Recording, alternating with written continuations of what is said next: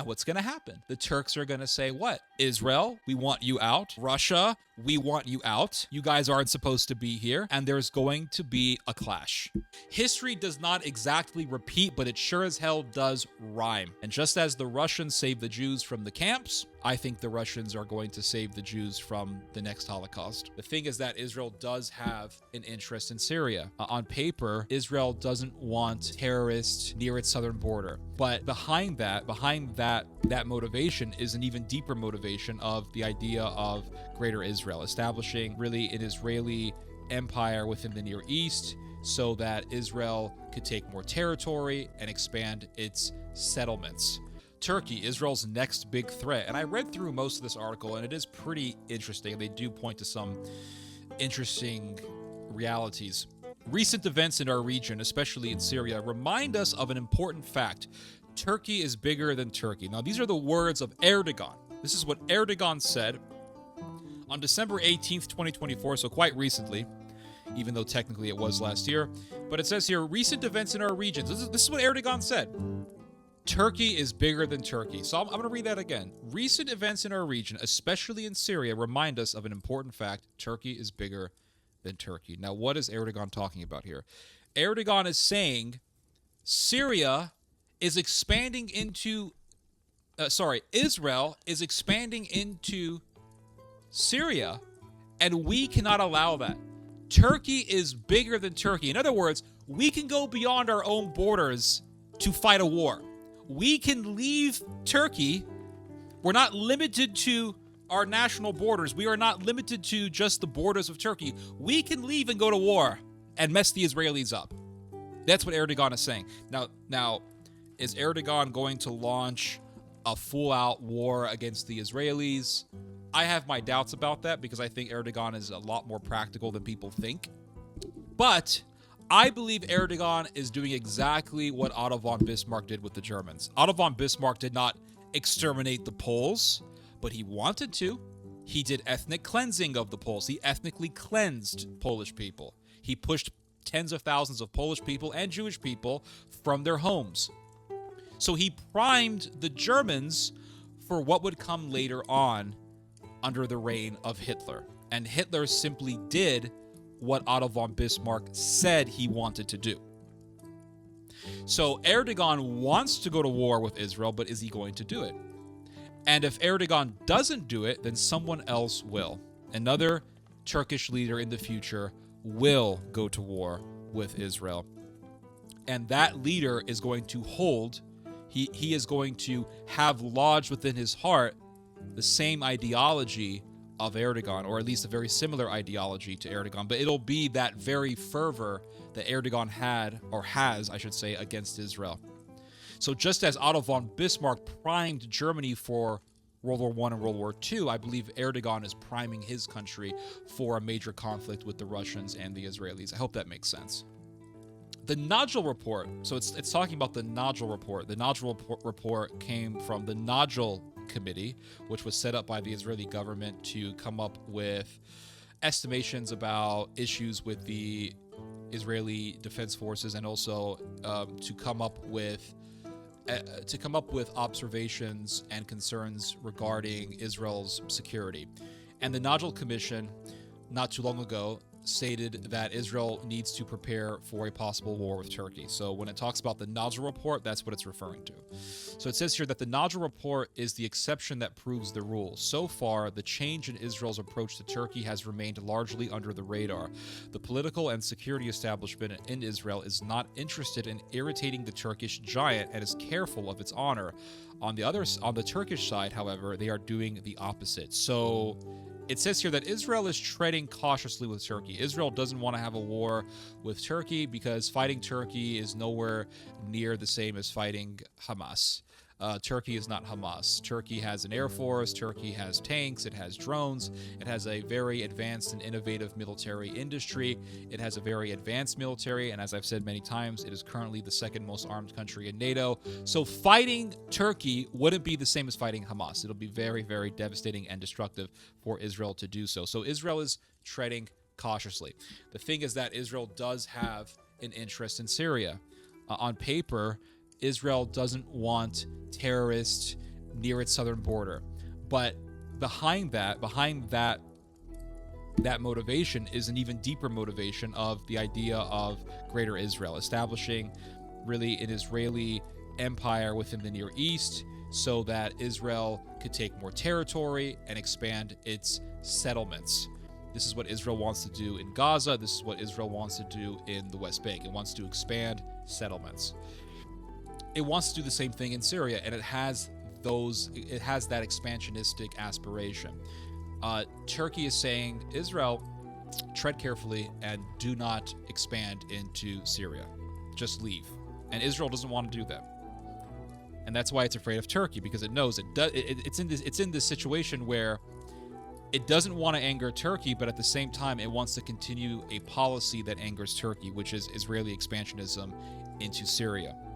So because you have these two antithetical agendas, a clash between Turkey and Israel is inevitable. Turkey has its own agenda, which is to take over Syria and revive its empire. That's what Turkey wants to do. So the two antithetical worldviews will eventually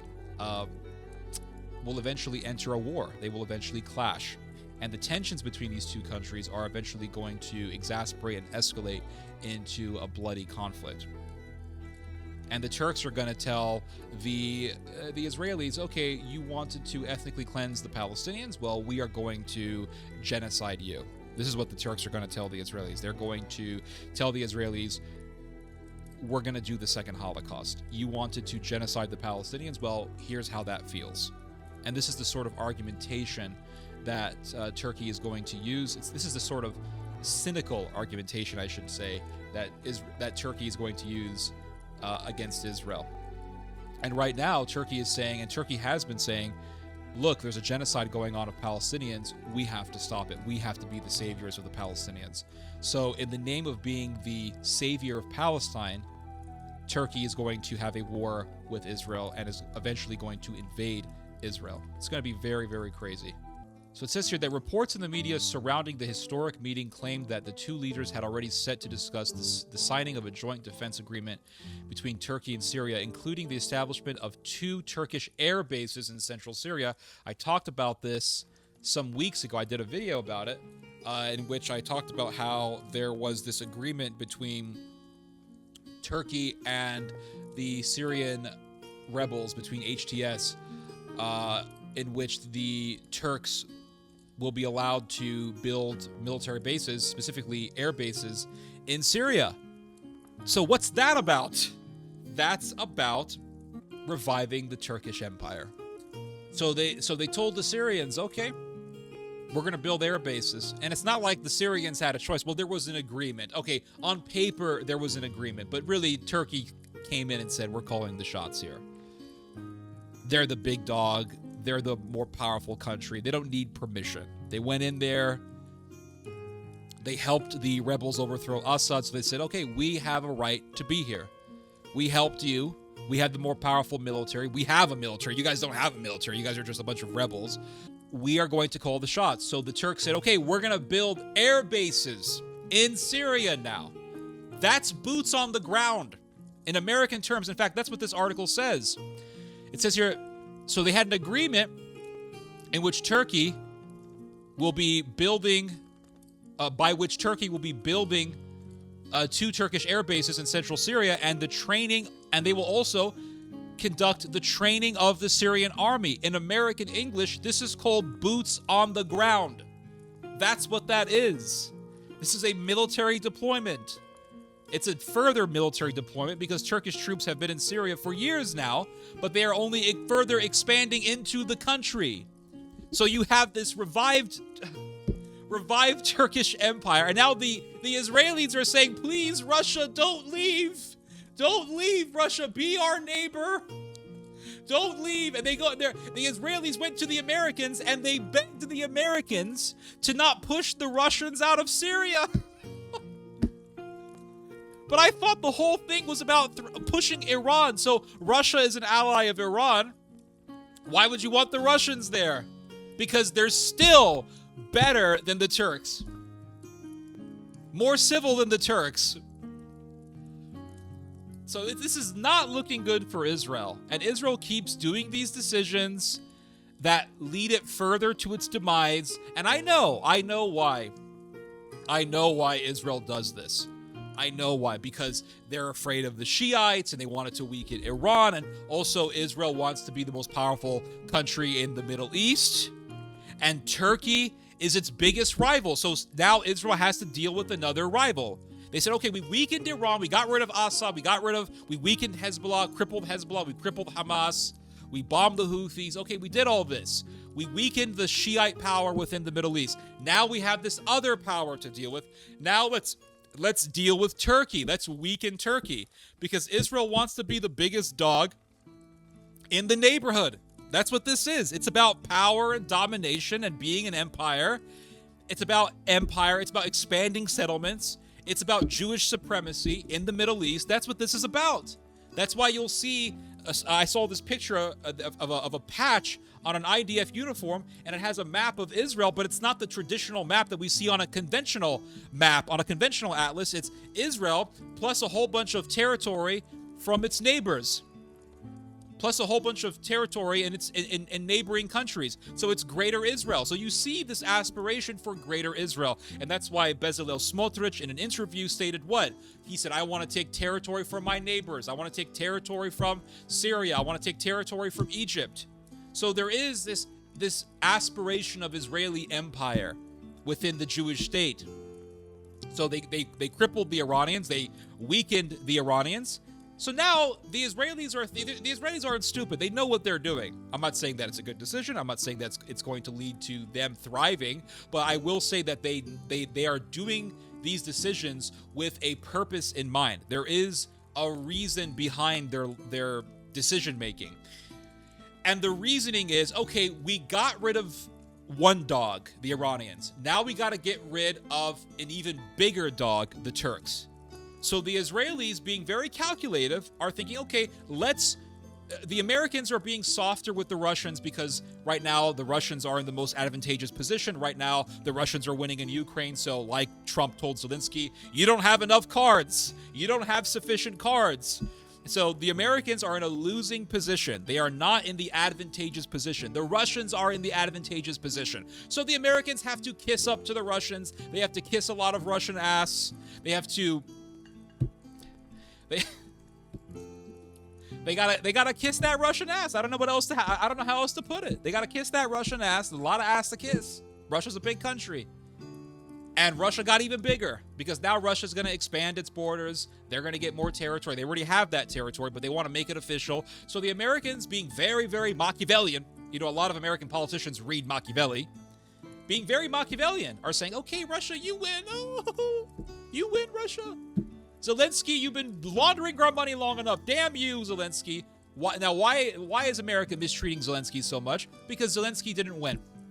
That's the reason why. Zelensky has lost. His country is losing. His country has lost. His country is the loser. So America said, okay, are we going to back the Ukrainians when we know for a fact they're not going to win shit? Or are we going to be nice to the stronger force in this equation? We're going to be nice to the stronger force. We're going to make a peace deal, a ceasefire agreement, not a peace deal, but we're going to establish a ceasefire agreement. We're going to buy time. And hell, we're going to make some money while we're at it. We're going to get a mineral deal.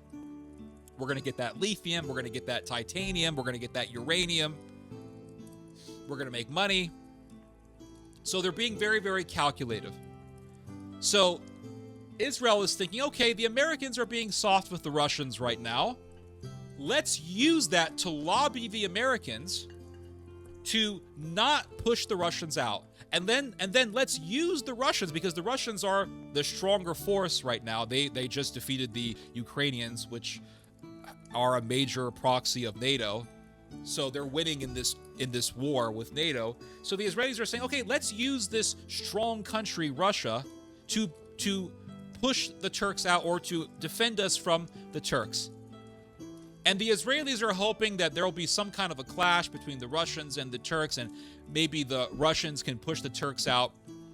And if the Russians can push the Turks out, then the Israelis will become the most powerful Middle Eastern country. And that is the reasoning behind Israel's decision-making. That is it, right there. That's the idea. You have to understand the Machiavellian way of thinking. The Machiavellian way of thinking has zero principles. There's no morals. It is vacuous. It is utterly absent of all morals. When you're dealing with Machiavellian people, take morals, throw them out the window. Principles, throw them out the window. Moral boundaries, throw them out the window. Red lines, throw them out the window. Just throw all that shit out the window. All of it. Everything is about strategy. Everything is about buttering up your enemy until you don't have to butter up your enemy. Everything is about being careful and strategic and calculative until you don't have to be those things anymore, and then you can show your full form and be the monster that you really are.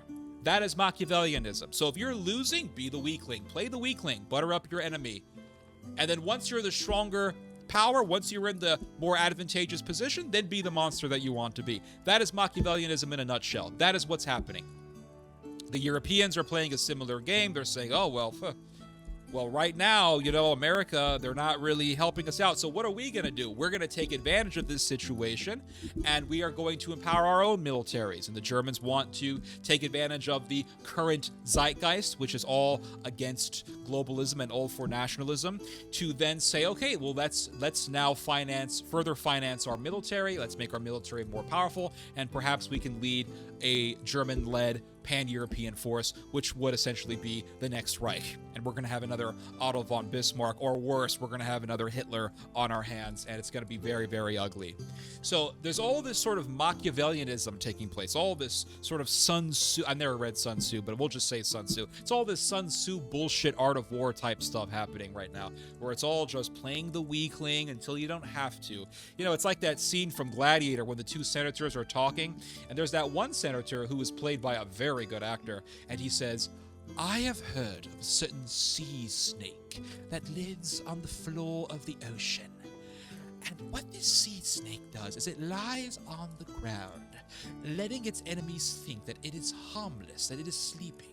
And the enemy will come and take little bites of it, but still, the sea snake, does not move. And then Commodus says, I think it's Commodus. Commodus says, so we will let our enemies come to us.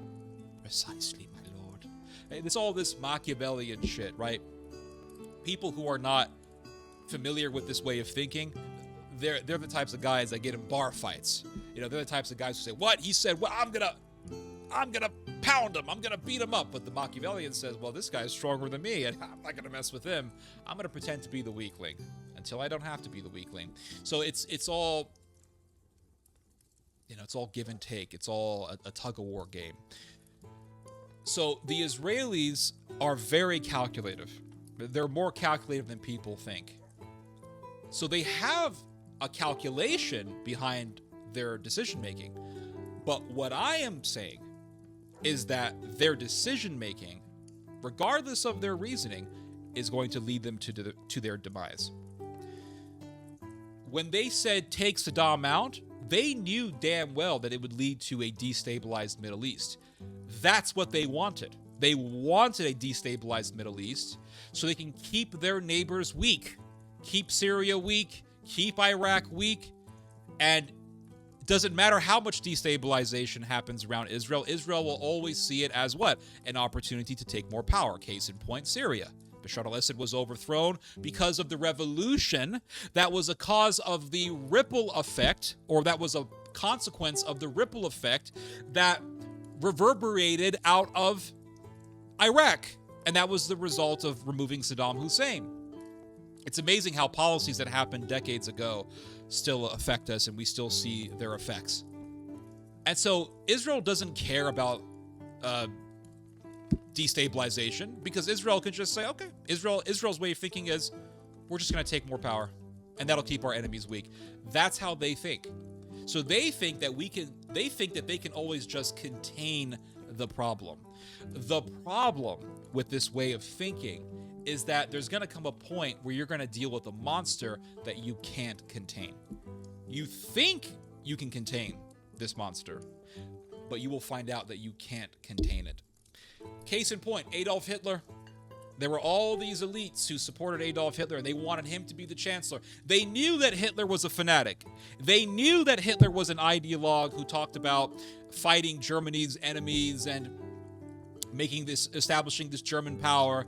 They knew that, and they wanted Hitler to take power because they themselves were German nationalists. They themselves were militarists, and there were all these industrialists who wanted Hitler to take power because, well, you can make money under a militarist. Under militarists, this is why you have elites who love militarists. Because with militarism, you have what? Industry, military industry. And with military industry, there is money to be made. Money to be made. So they thought, we'll allow Hitler to become Chancellor of Germany. And we know he's crazy. Well, he wasn't crazy, but we know that he's a militarist. We know that he's a fanatic, but we don't care. Why? Because we can always contain him in the end. We can always control him. This is what these German elites thought, the German elites who pushed for Adolf Hitler. This is what they thought. This is what their thinking was. Very Machiavellian. And there was a reason behind the decision to bolster Adolf Hitler and put him in power. But regardless of their reasoning, and regardless of how Machiavellian and calculative their reasoning was, that decision led to Germany's demise. That's my point. So it's not like the Israelis are just stupid and they're, oh, you're so dumb, guys. We just want to help the rebels and we really want Turkey. No. That's not what they're thinking. Their way of thinking is, we'll just continue to weaken the big dogs, and we will even push for the Russians to clash with the Turks, and that'll keep our big enemy weak. That's what Israel is thinking. It's not going to work, though. It's not going to work, because Turkey is going to be a Leviathan that Israel will not be able to contain. There is also an escalating rhetoric from Turkey and its leader. Turkey can invade Israel as it did. Now check this out. This is what Erdogan said last year in July. He said, there is also an escalating rhetoric from Turkey and its leader. Quote, Turkey can invade Israel as it did in Karabakh and Libya. So when Turkey entered Libya and when Turkey entered Nagorno-Karabakh in Azerbaijan, when it was under the control of the Armenians, and then used the Azeris to push the Armenians out, that was Turkey demonstrating its military strength. The Azeris used Turkish drones to defeat the Armenians. The Armenians and the Azeris had a war back in the mid-90s. The Armenians defeated the Azeris. The Armenians had a better army in the mid-1990s. Now the Azeris have a superior army to the Armenian military. The Israelis and the Turks backed the Azeris. The Azeris used the Turkish Bayraktar drones, and the world saw the efficiency of the Bayraktar drone and defeated the Armenians, right? The world saw how the Azeris defeated the Armenians using the Bayraktar drone. And so that really helped to solidify this image of Turkey as an aspiring empire. And so Turkey is saying, look at what happened to the Armenians in Nagorno-Karabakh. Israel, do you want to be like those Armenians who were butchered? Do you want to be like those Armenians who were killed by the droves, who were killed by the thousands on the battlefield? When they were fighting our ally, our fellow Turks, the Azeris? What happened to the Armenians could happen to you, Israel. This is what Erdogan is telling the Israelis. This is what they're telling the Israelis. And so do I think that Erdogan is going to invade Turkey? I think that someone later on is going to... do I think that... not Turkey. Do I think that Erdogan is going to launch a war with Israel? I don't. I could be wrong, but I don't see that happening under Erdogan's reign. What I do see happening is a future Turkish leader having a war with Israel. That is what I see happening. And like I said, I've said this is the third time I've said this, I think Erdogan is like an Otto von Bismarck. Otto von Bismarck paved the way for Adolf Hitler, and I think Erdogan is paving the way for a future Turkish leader to have a war with Israel and also the Russians. So it says here, Erdogan, who sees himself as a regional and to some extent religious leader, called on the entire Muslim world to mobilize in the struggle against Israel. So there you go, priming the way for a war with Israel. That's what Erdogan is doing. Turkey experts who spoke with Israel Hayom assessed that in the wake of the October the 7th war and what appears to be the weakening of the Shiite axis led by Iran, it is certainly possible that Israel is moving towards a new era in which military confrontation between it and Turkey becomes a practical possibility. So we're entering a new era. For decades, Israel and Turkey have maintained diplomatic ties, and this is why not every time, but many times when I bring up this issue, you will see people coming out saying, no, Israel and Turkey have always had diplomatic ties. But we are entering a new era. We're entering a new era. Like I said before, we are experiencing the biggest vibe shift in our time. We have never seen this sort of thing before. For decades, Israel and Turkey have maintained diplomacy. We are seeing that era of Turkish-Israeli diplomatic ties crumbling before our eyes. It is a major shift in the zeitgeist, a major shift of the political atmosphere. The political atmosphere that we have become so accustomed to. The political atmosphere that was established by the post-World War II global system. If recent decades have been marked by the confrontation between Israel and Iran, it is not... Now check this out. If recent decades have been marked by the confrontation between Israel and Iran, it is not inconceivable that we are now on the brink of an Israeli-Turkey war. There you go. You're seeing it right there being said in Israeli media. The Israelis know this. So they're hoping, well, we have a bigger dog, a country that's more powerful than us in Syria, Russia. Maybe we can use the Russians. That's what the Israelis are thinking. Maybe we can use the Russians. Please, America, don't push the Russians out of Syria. And what's going to happen? The Turks are going to say, what? Israel, we want you out. Russia, we want you out. You guys aren't supposed to be here. And there's going to be a clash. In what order is this clash going to happen? I'm not entirely sure. But I believe that there's going to be a second Holocaust. And initially, the Russians aren't going to do anything about it. But then, like in World War II, the Russians are going to save them. That's what I believe. History does not exactly repeat, but it sure as hell does rhyme. It sure as hell rhymes. And just as the Russians saved the Jews from the camps, just as the Russians liberated the camps, I think the Russians are going to save the Jews from the next Holocaust. That's what I see happening. All this happened while Turkey, which already holds one of the largest and strongest armies in the Middle East, is increasingly strengthening militarily. In recent years, it has become a force to be reckoned with when it comes to offensive UAVs, that's the Bayraktar drones, developed ballistic missiles with a range of 2,000 kilometers, 1,242 miles, that can reach any point in Israel. So they have the military capabilities to fight the Israelis, and they are only advancing their military capacity. Pretty soon, the Turks are going to have their own fighter jet. Remember what happened some years ago? The Americans told the Turks, well, you can't have American fighter jets because you guys bought a Russian S-400, so you're not included in the American fighter jet club. And Turkey said, okay, we'll just build our own fighter jet. Case solved. Problem solved. We'll just build our own fighter jet. And they've been working with the British to build their own fighter jet. So much for the British. And it's very interesting. Before World War I, the British built for the Ottomans 2 naval ships. Before World War I, the British built 2 naval ships for the Ottomans. And then what happened? World War I broke out, and the British said, sorry, we can't give you those 2 ships. And the Turks allied with the Germans against the Entente. And so what do we see today? The British working with the Turks to build a Turkish fighter jet. And why do they want their own fighter jet? To be independent of American power.